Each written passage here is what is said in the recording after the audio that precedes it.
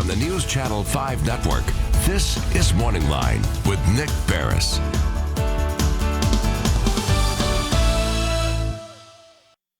Good morning, everyone. Thanks for joining us on MorningLine. Nick Barris here on a Tuesday, and great show this morning. I think a lot of people have great interest in this topic. Many of you have been following along as the News Channel 5 I-team has done a month-long look at juvenile justice and juvenile crime. As you know, Phil Williams was on for a second time this month with me yesterday.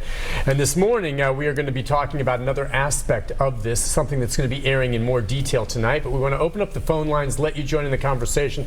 The number on the screen there. We're also streaming live right now on Facebook at newschannel5.com. So if you have comments there for our guests or about this topic, give us a call or message us there. And to talk about what's next in our continuing coverage, News Channel 5's Investigates team member Ben Hall. Good morning, Ben. Nick. Thank you for coming on early this morning. I really do appreciate it. You brought with you attorney Wesley Clark. Good morning to you, sir. Good morning. Appreciate you both coming on. Now, this aspect that you've chosen to focus on, and you guys have done a terrific job, multifaceted, and it continues this month.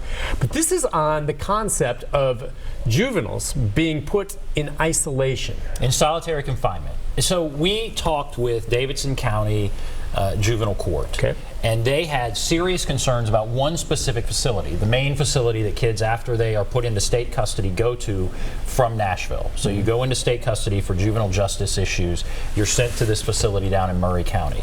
They have serious concerns about how kids are treated there, about a lack of services there, and their number one concern was that kids are held in solitary confinement. Solitary confinement. Which is defined by what?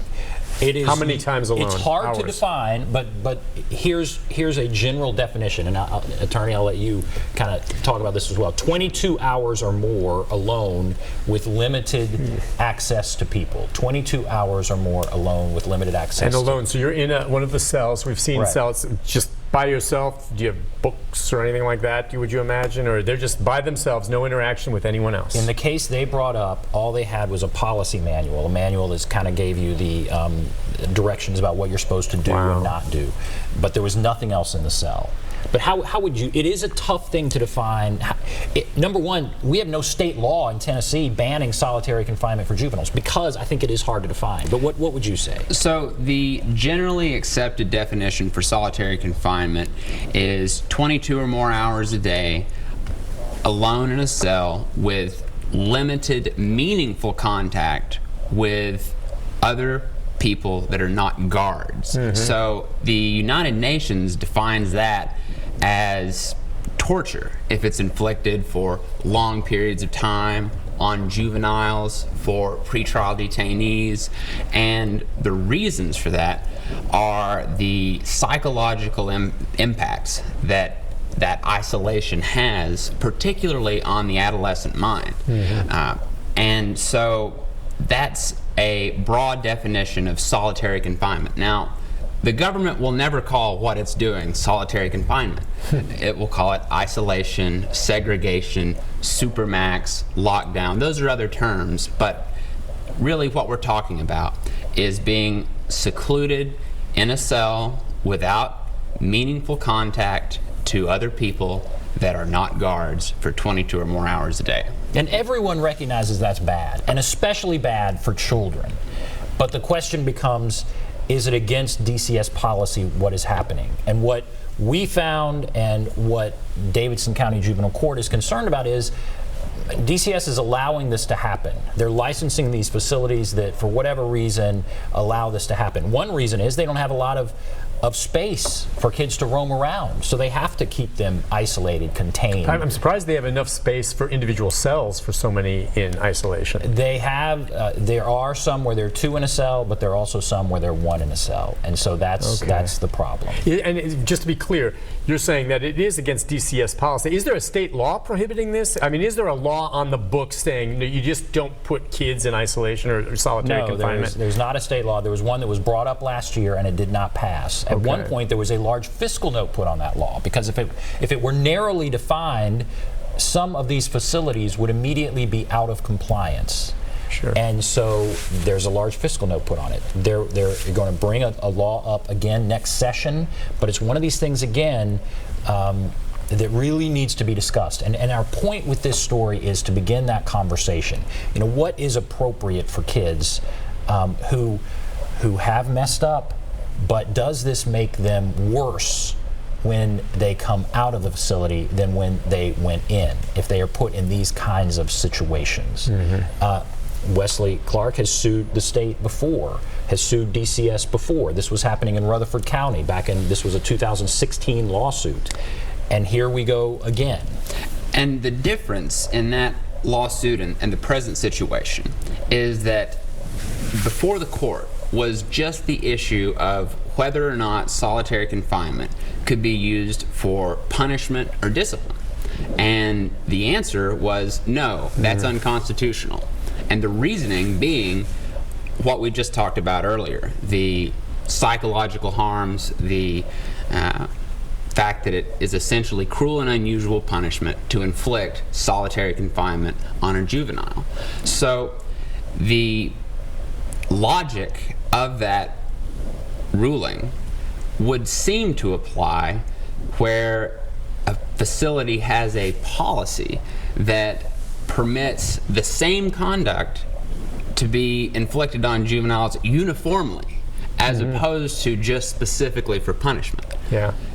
That's where we're getting into names and definitions. Okay, and let's clarify here too now, and some would argue it's probably inhumane to do this to adults, but there's not an issue here. There are adults probably right now in the state of Tennessee that are in solitary. Yes. Maybe for darn good reason for some of them, frankly. I don't know. Okay, so, but that's not a separate issue. I mean, that is accepted, is it not? Well, it's accepted in the United States, that's for sure. There's between 80 and 100,000 people in the United States in solitary confinement right now in correctional facilities.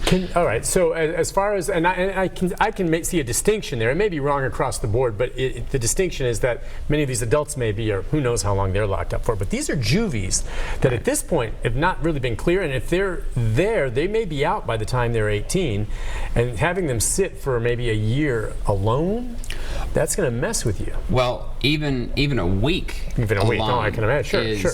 Is I can imagine. Substantially detrimental. And so the difference is the adolescent mind, the adolescent brain does not fully develop until age 25. And of course, disproportionately, there are males that are incarcerated, right. And the impact of being placed in solitary confinement is greatly amplified on the juvenile mind. Can you tell me, maybe in some of the cases you've handled or that you've researched, why typically are some of these individuals placed in solitary? What kind of things have they done to land themselves there? Unless part of the reason was, you said earlier, they just don't have the staffing to watch them all, so we got to lock them up. But aside from that, what kind of things do they do to qualify to get into solitary? What is concerned Davidson County is that it is a matter of policy at this place where they are initially going. Meaning standard? Just put them in there for a while? So what they don't call it solitary. Okay. They call it room restriction. Oh. And they are put in room restriction for 23 hours a day for at least the first week while they are evaluated. If in that period they mess up, they don't, in the case of the child that we profile, don't sweep their cell, then they can remove the 1 hour of recreation. That would put them in their cell for 24 hours a day. DCS, again, says they strictly prohibit solitary confinement. But this room restriction, we said, to many that looks like solitary confinement. And they said it's not. That they, if he chose not to clean his room, that's really the only repercussion they have to offer at that point, because the youth are already in their cells 23 hours a day. And so, wow. The reason we started this is people say there's a major juvenile crime problem. And so that's why Phil has been looking at this, Jennifer's been looking at this, I've been looking at this. And when you see that kids are going in to state custody in need of services, in need of counseling, in need of all kinds of help, and what they're getting when they go in for at least the first stop on their journey is that is the concern that Davidson County has, that experts have, that attorneys have, that a lot of people have, that we need to do better than that. Wow. All right, listen, we'll take a break. When we come back, we have a clip that we're going to play, are we not? Right. I think in the next segment, just to give people an idea of what he's talking about. Now, I know there's some of you out there sitting there saying, you know what, if some of these kids are just out of control, and you just heard Ben says that's not necessarily why they're put in this situation, well, they deserve it. Let them stay there. And even if you don't care about them, and you should care, but even if you don't, the big picture here is this is not helping the problem in any way. You lock them up that long and you pop them out of there after a year, they're going to be worse off than when they went in, and they're going to commit more serious crimes. I mean, just think about yourself. Do you want them running around out there after spending all that time locked up? Take a break. What do you think? If you want to comment, we're on Facebook at newschannel5.com.